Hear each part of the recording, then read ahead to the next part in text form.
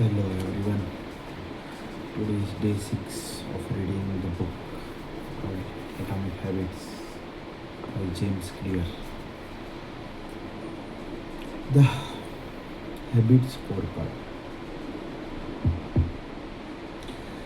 The Japanese railway system is regarded as one of the best in the world. If you ever find yourself riding in a train in Tokyo, you will notice that the conductor has a particular habit. As operators run the train, they proceed through a ritual of pointing at different objects and calling out a command. When the train approaches a signal, the operator will point at it and say, "Signal is green." As the train pulls into out of each station, the operator will point at a speedometer and call out the exact speed. When it's time to leave, operator will point out the table and state the time. Out on the platform, other employees are performing similar action. Before each train departs, staff members will point along the edge of the platform and declare, "All clear." Every detail is identified, pointed at, and named loud. The process known as pointing and calling is the safety system designed to reduce mistakes.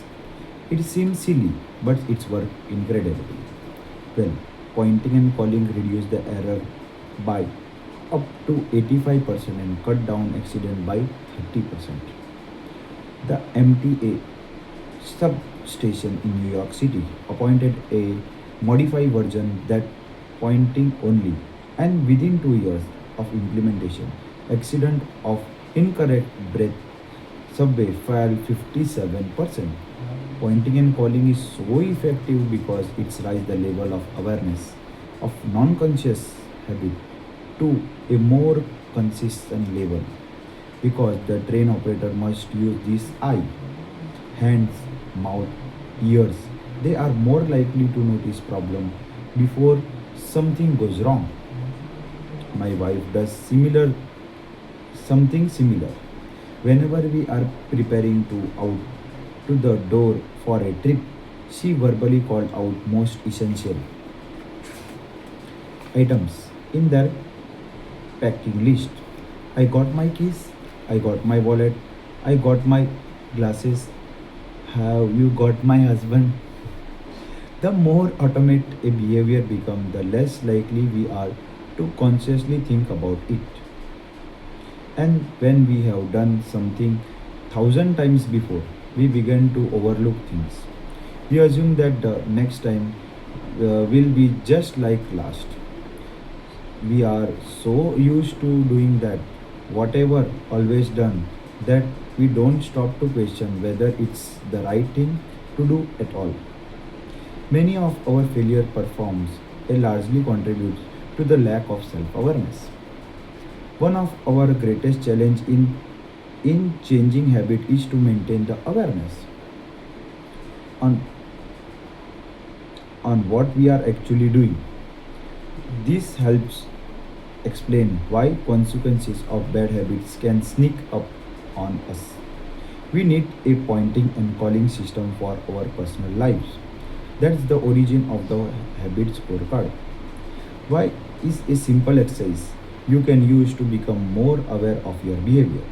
To create your own, make a list of our daily habits. Here examples of where your list might start. Wake up, turn on the alarm, check my phone, go to bath, wet yourself, take a shower, brush your teeth, floss your teeth, put on the deodorant, hang up a towel to dry, get dressed, make a tea, and so on.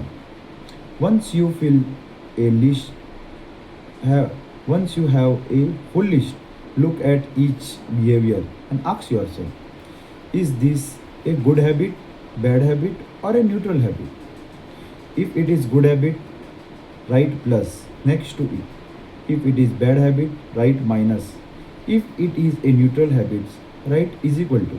For example, this is about the For example, this list above might look like this: wake up is equal to turn off alarm is equal to check my phone minus go to the bath is equal to wait myself positive plus take a shower plus brush my teeth plus floss my teeth plus put a deodorant plus hang a towel to dry is equal to dress up is equal to make a tea is equal to plus this mark you give to a particular habit you will depend on a situation and your goal. For someone who is trying to lose a weight, eating a bagel and the peanut butter every morning might be a bad habit. For someone who is trying to bulk up and add muscles, the same behavior might be a good habit. It depends all on what you are working towards. Scoring your habits can be a bit more complex. Scoring your habits can be a bit more complex from another reason as well.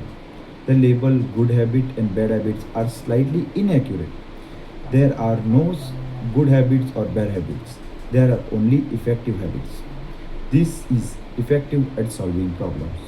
All habits serves you in the same way, even the bad ones, which is why you repeat them. For this exercise, categorize your habits by how they will benefit you in the long run. Generally speaking, good habits will have net positive outcome. Bad habits have net negative outcomes. Smoking a cigarette may reduce stress right now. That's how it's serving you. But it's not a healthy run long term behavior. If you are still having a problem determining how to rate a particular habit, here is a question I like to use: does this behavior help me to become the type of person I wish to be? Does these habits cast a vote for or against my desired identity? Habits that reinforce your desired identity are usually a good. Habits that conflicts with your desired identity are usually bad. As you create your habits scorecard, there is no need to change anything at first. The goal is to simply notice what actually is going on. Observe your thoughts and actions without judgment or internal criticism. Don't blame yourself for your faults. Don't praise yourself for your success. If you eat a chocolate bar every morning, acknowledge it, almost as if you are catching someone else. Oh, how interesting that they would do such a thing. If you bind it, simple notice that you are eating more calories than you should. If you waste time online, notice that you are spending your life in a way that you don't want to do. The first step to change bad habit to is to on lookout for them. If you feel like you need extra help, then you can try pointing and calling in your own life. Say out loud action that you are thinking of taking and what the outcome will be. If you want to cut back on your junk food habit, but notice yourself grabbing another cookie, say out loud, I am about to eat the cookie, but I don't need it. Eating it will cause me again weight and hurt my health. Hearing your bad habits spoke loud make the consequence seems more real. It add weight to the action rather than letting yourself mindless slip into an old routine. This approach will this approach is useful even if you are trying simple to remember the tasks on your to-do list. Just saying out loud, tomorrow I need to go to post office after lunch increase the odds that you will actually do it. You are getting yourself to acknowledge the need for action, and that's make all the difference. The process of behavior change always start with awareness. Strategies like pointing and calling, habit scorecard are focused on getting you categorize your habits and acknowledging the cue that trigger them, which make it possible to respond in the way that benefit you. Chapter summary. With enough practice, your brain will pick up the cue that predicts certain outcome without conscious thinking about it. Once your habits become automatic, we stop paying attention to what we are doing. The process of behavior change always starts with awareness. You need to be aware of your habits before you change them. Pointing and calling raise your level of awareness from non-conscious habit to more conscious level by verbalizing your action. Habit scores is a simple exercise you can use to become more aware of your behavior.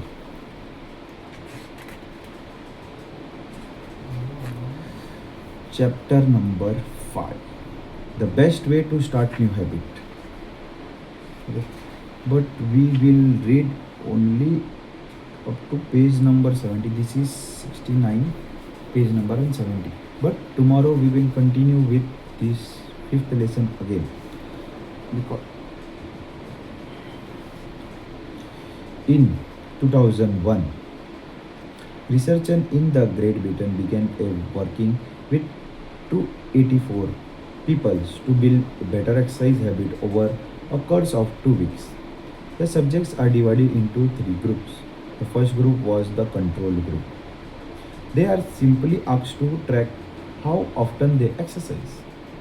The second group was the motivation group.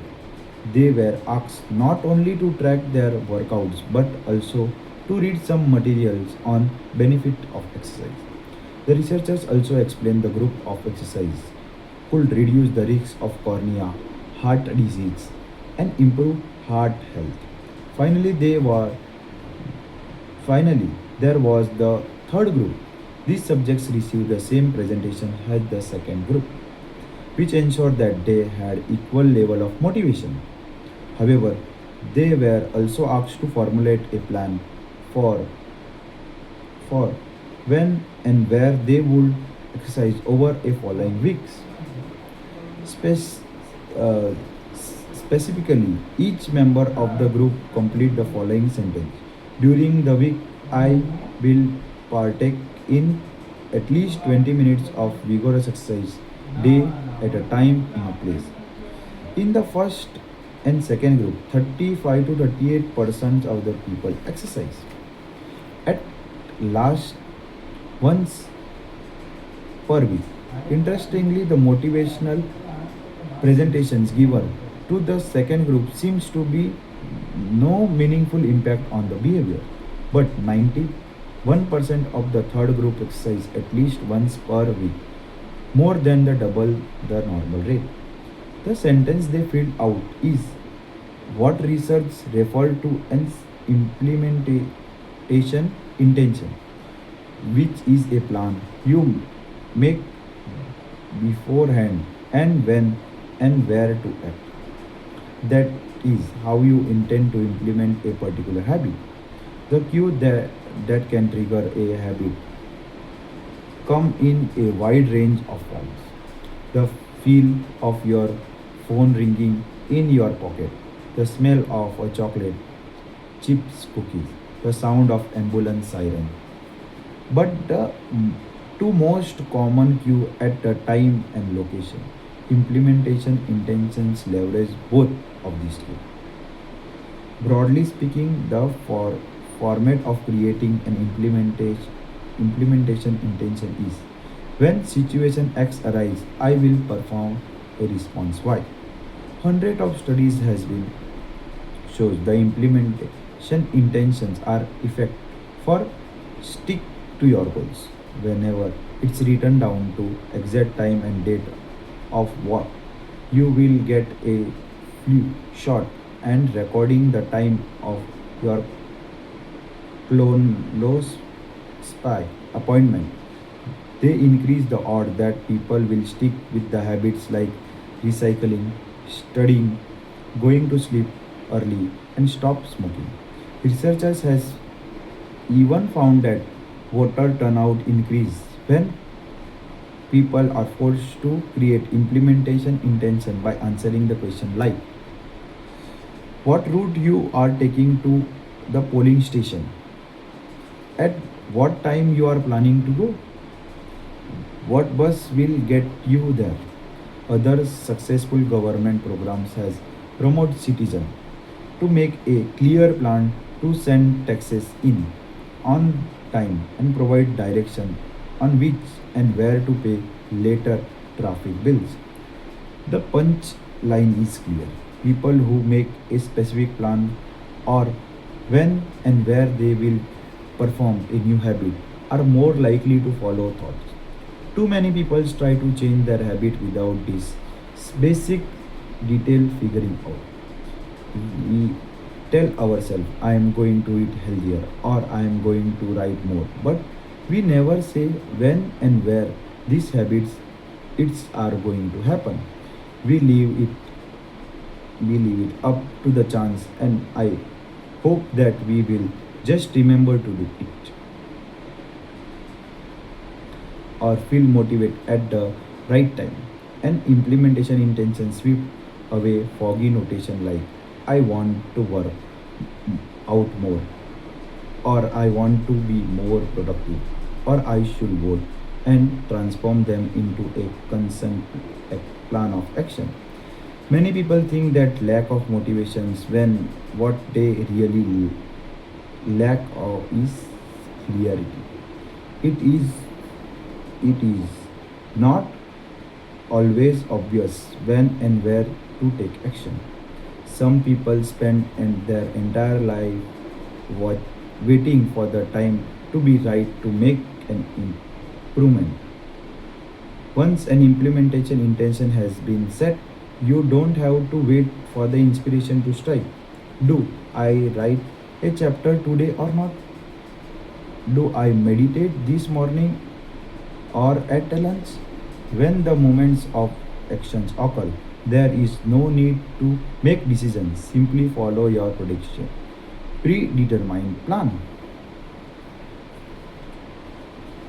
Okay, we will stop here and we will continue our series of atomic habit book reading. Continue. So, what you studied today? Okay. Pointing and calling. First thing. Second thing, habit. Habit marking. Or is it summary in written? Habit awareness. Pointing and habit scorecard. Pointing and calling habit scorecard. Okay. And how to build a new habit. How to build a new habit. By we will start this, but when and where? Like I am reading the book. When before going to bed, I will start reading and I will finish uh, at a specific time. Like I had decided 10 o'clock, around 10 o'clock. Okay. Or after finishing my lunch. Thank you everyone. We will continue tomorrow.